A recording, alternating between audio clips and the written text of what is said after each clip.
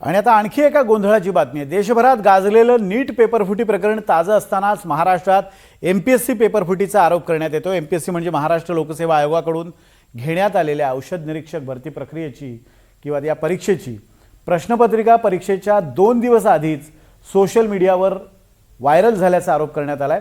विरोधकांनी या मुद्द्यावरून घणाघाती आरोप करायला सुरुवात केली आहे। तर एमपीएससी आणि अन्न तसंच औषध प्रशासनाकडे तक्रारी सुद्धा दाखल झाल्यात।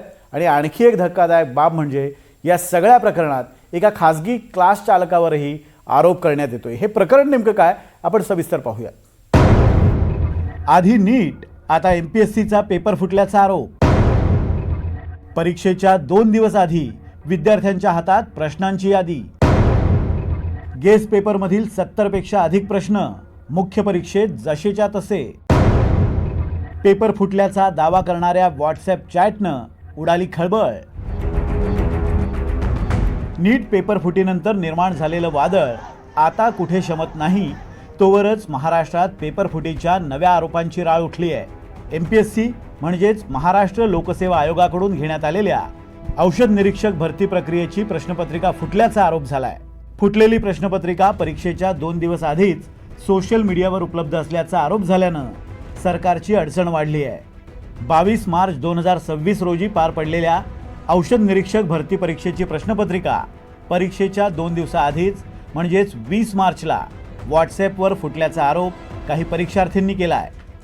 तसंच या प्रकरणी अन्न आणि औषध प्रशासनाचे आयुक्त तुकाराम मुंढे आणि एमपीएससीकडे पुराव्यांसह लेखी तक्रार दाखल करण्यात आली आहे। त्यामध्ये आपण तपासले असता ते प्रश्न 78 प्रश्न जवळपास सेम आहेत, ॲज इट इज आहे प्रश्न। तर विद्यार्थ्यांचं म्हणणं आहे की हे प्रश्न 20 मार्च रोजीच काही विद्यार्थ्यांना सप्लाय केले गेले काही क्लासेसच्या माध्यमातून।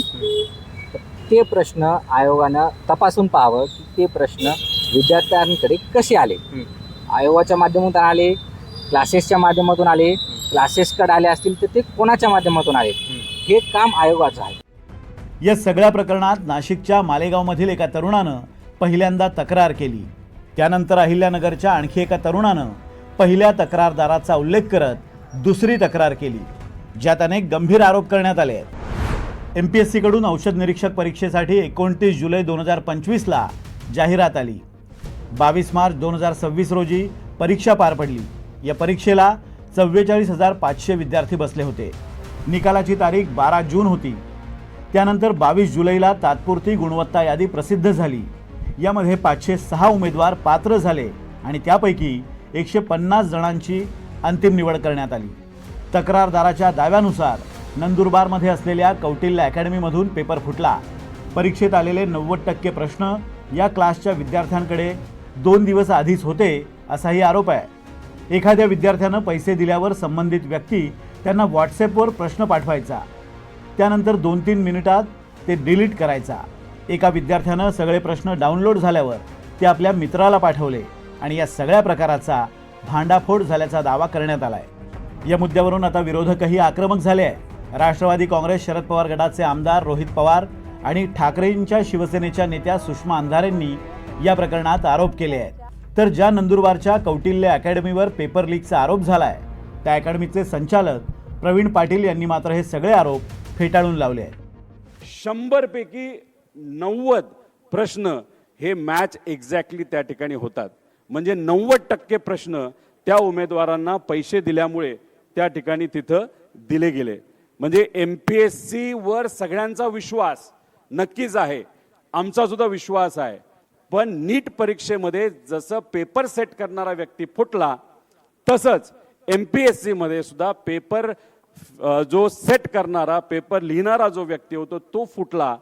कारण एकदा घोटाळा झाला नाही, दुसऱ्यांदा घोटाळा झाला तरी आम्ही चौकशी करू असं जे एमपीएससीचे सचिव म्हणत आहेत त्यांना मी कालही म्हटलं होतं, परत एकदा सांगते की त्यांनी एकदा आमच्या समोर येऊन जरा समोरासमोर चर्चा करावी, म्हणजे या सगळ्यांमध्ये नेमका काय घोळ झालाय आणि काय नुकसान झालंय ते आम्ही तुम्हाला सांगू शकू। मी अशा पद्धतीने कुठल्याही प्रकारचं हे केलेलं नाहीये, पण संबंधित कॅन्डिडेट हा माझ्या संपर्कातला होता, नात्यातला होता। त्याला अभ्यास करण्यासाठी जर त्यांनी मला वारंवार कॉल केलेले आहेत, पण मी कुठल्याही पद्धतीने त्यांच्याशी व्हॉट्सॲप चॅटने किंवा कुठल्याही पद्धतीने मी त्यांना एक डॉक्युमेंटली कुठल्याही प्रकारचं काहीही दिलेलं नाही आहे। पण जी गोष्ट जी घडते आज माझ्यासोबत ही कुणाही सोबत घडू नये. आज जो हॅरॅसमेंट जी होते मला, पहिली गोष्ट तर मी पूर्णपणे कॉपरेट करण्यासाठी पूर्णपणे तयार आहे, प्रशासनाच्या सोबत आहे.